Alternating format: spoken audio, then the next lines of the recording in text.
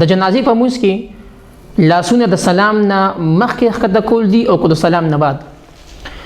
په دې مسله کې درې اقوال دي. یو قول دا دی چې د څلورم تکبیر نه بعد او د سلام نه مخکې لاسونه ښکته کول. دویم قول دا دی چې سلامونه وشي دواړه د هغې نه پس لاسونه ښکته کول.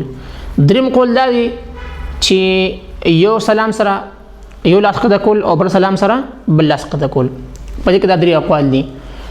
په دې کې افضل طریقه دا ده، زموږ مشایخ فرمایي افضل دا ده چې کله دواړه سلامونه وشي د هغې نه پس لاس ښکته کول. او د هغې وجه دا ده چې لفظ سلام چونکې ذکر دی، لفظ سلام چونکې ذکر دی، نو چې کله ذکر ختم شي د هغې نه پس لاسونه ښکته کول. او زموږ په علاقه کې معمول دا دی چې کله سلامونه دواړه وشي د هغې نه پس لاسونه ښکته کړي. بعض علما فرمایي چې افضل دا ده څلورم تکبیر وشي نو دغه وخت کې ذکر ختم شي. نو چې ذکر ختم شو نو بیا د الله سره ورلو ضرورت پاتې نه شو، د لحاظه لاسونه به ښکته کړي شي او سلام دې اوچت بارسلی شي.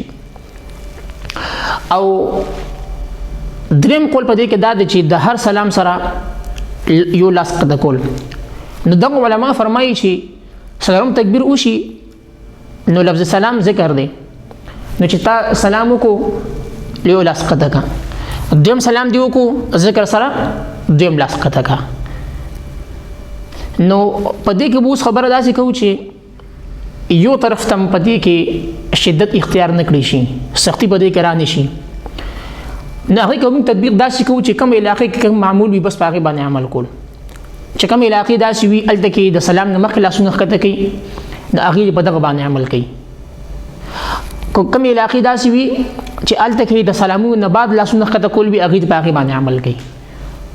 که کوم علاقې داسې وي چې هلته کې یو سلام سره یو لاس ښکته کېږي، بل سلام سره بل لاس ښکته کېږي، نو هغې په دې باندې عمل کوي. په دې کې اختلاف صرف د اولا او د غیر اولا دی، دا د جواز او د غیر جواز اختلاف نه دی، د جواز او د عدم جواز اختلاف نه دی. نو لہذا چې په کوم علاقه کې په کوم صورت باندې عمل کېږي هغې په هغې باندې عمل کوي.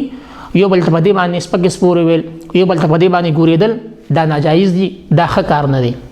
لہذا په دې مسله کې احتیاط کول پکار دي.